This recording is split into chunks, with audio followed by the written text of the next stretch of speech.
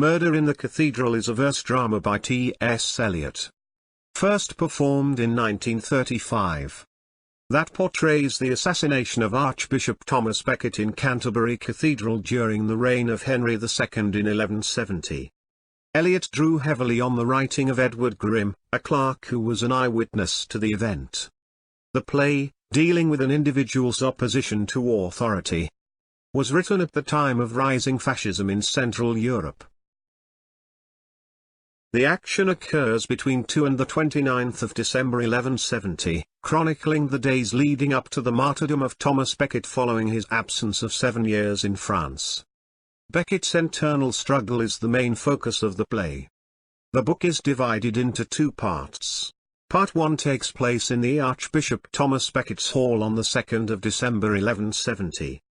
The play begins with a chorus singing, foreshadowing the coming violence. The chorus is a key part of the drama, with its voice changing and developing during the play, offering comments about the action and providing a link between the audience and the characters and action, as in Greek drama. Plot summary. Murder in the Cathedral opens in the Archbishop's Hall on December 2, 1170. A chorus, comprising women of Canterbury, has gathered at the cathedral with some premonition of a terrible event to come. In a long speech, they reflect on how their lives are defined by suffering and reflect on their Archbishop, Thomas Becket. He has been in exile from England for 7 years. After a terrible clash with King Henry II. The women worry that his return could make their lives more difficult by angering the king. 3 priests enter the hall and also lament Thomas's absence and debate the ramifications of his potential return. A herald arrives, bringing news that Thomas has indeed returned to England and will soon arrive in Canterbury. The herald quashes their hopes that Thomas's return indicates reconciliation with Henry and confesses his own concern that violence is soon to follow the Archbishop's return. Once the heralds leave, the priests reflect on Thomas's time as Chancellor of England, when he served as secular administrator under Henry. The chorus, listening to the priests discuss the matter, confess their disappointment at his return, which they believe will bring them more suffering. They admit their lives are hard but predictable, and they would rather perish in quiet than live through the turmoil of new political and spiritual upheaval. The second priest insults them and insists they fake happiness to welcome Thomas. However, Thomas enters during this exchange and stresses that the priest is mistaken to chide them, since they have some sense of the difficulty that awaits them. He stresses that all should submit to patience, since none can truly know God's plans or intentions.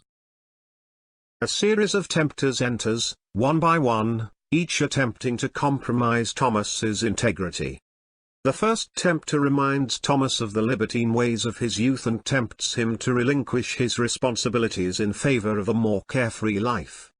The second tempter suggests Thomas reclaim the title of Chancellor, since he could do more good for the poor through a powerful political post than he could as a religious figure. The third tempter posits a progressive form of government, in which a ruler and barons work together as a coalition. In effect, he offers Thomas a chance to rule and break new ground in government. Thomas easily rejects all 3 tempters. After all, they are forms of temptation that he has already rejected in his life. A fourth tempter enters and suggests the idea of martyrdom, which he notes would give Thomas the greatest dominion over his enemies.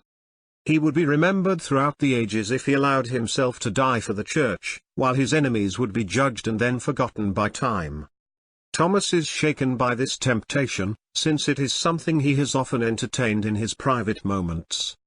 He recognizes that to die for pride, which is the wrong reason, would compromise the integrity of a martyrdom, so he must overcome that impulse if his death is to have meaning. While he considers the dilemma, all of the characters thus far mentioned, except the herald, give a long address considering the uncertainty of life. When they finish, Thomas announces that his way is clear. He will not seek martyrdom from fame, but instead will submit to God's will. He has accepted his fate. Part 1 ends here. Between Part 1 and Part 2, Thomas Becket preaches a sermon in an interlude, in which he restates the lesson he learned at the end of Part 1. The interlude is set in the cathedral on Christmas morning, 1170. In the sermon, Thomas considers the mystery of Christianity, which both mourns and celebrates the fact of Christ's death. Christians mourn the world that made it necessary, while celebrating the sacrifice that enables others to transcend that world.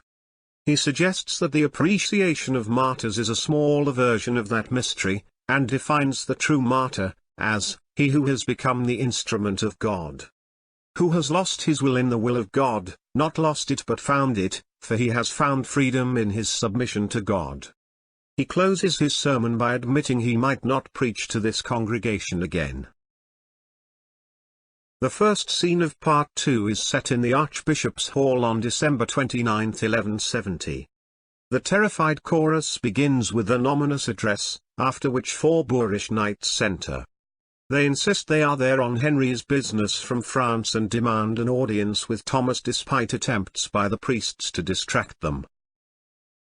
Thomas arrives and is immediately insulted and chided by the knights for what they perceive as disloyalty toward Henry and misuse of the Archbishop's position to incite opposition to England. Thomas denies their interpretation of events but also reveals a serenity and readiness to die when necessary.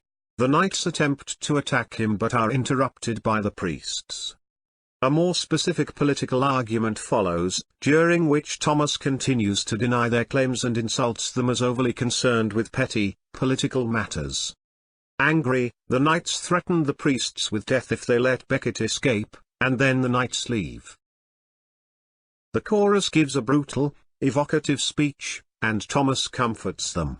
He acknowledges that by bearing necessary witness to the ritual of his death, their lives will grow more difficult. But he maintains that they can find comfort in recollection on having been here this fateful day. As the knights approach again, the priests beg Thomas to flee, but he refuses. The knights force him from the hall and into the cathedral, against his protestations. As the scene changes, the women of the chorus steel themselves for the death soon to follow. The priests bar the doors, which the knights then begin to besiege.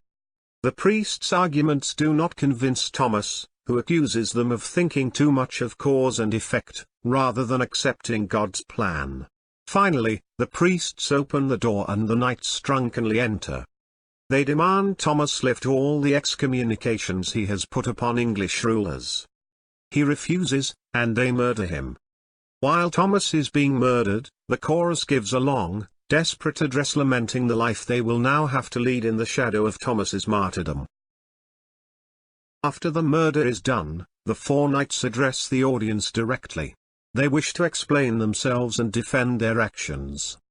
The first knight admits he has no facility for argument, and so acts as an MC to introduce the other knights.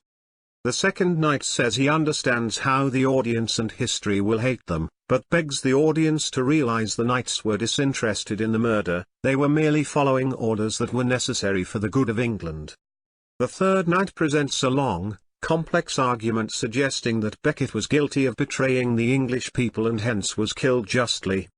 The fourth knight suggests that Becket willed his own death by pursuing martyrdom for the sake of pride, and hence is guilty of suicide, making the knights not guilty of murder.